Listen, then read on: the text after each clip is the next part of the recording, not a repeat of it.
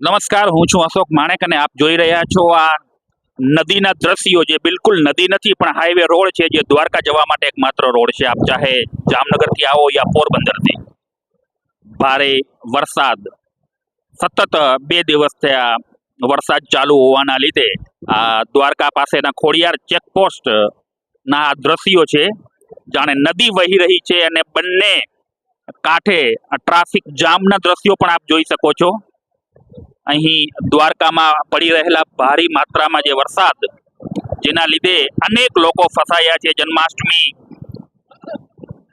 પર જે લોકો દ્વારકામાં આવ્યા હતા તે પણ દ્વારકામાં જ હોય અને અહીં દ્વારકાથી બારે જવા માટેનો જે રસ્તો છે તેના ઉપર પાણી ફરી વળ્યા છે અને અનેક વાહનો કતારબંધ લાઈનમાં ઉભવાનો વારો આવેલો છે. આપ જોઈ શકો છો દ્વારકા તરફનો દ્રશ્ય.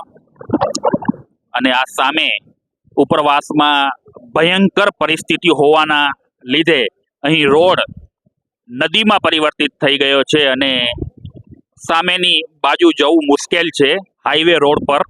તો 1-2 દિવસ માટે કદાચ આપ દ્વારકા આવતા હો તો આપનો પ્રવાસને ટાળજો અને જો આપ દ્વારકામાં જ હોવ તો 1-2 દિવસ માટે આપ સલામત ઘરે જ રહેજો એવું અમે ઈચ્છીએ છીએ. અને જ્યારે પરિસ્થિતિ તાબે થાય, સામાન્ય થાય ત્યારે આપ આપનું જે કોઈ કામકાજ છે તેને આગળ કન્ટિન્યુ કરી શકો છો.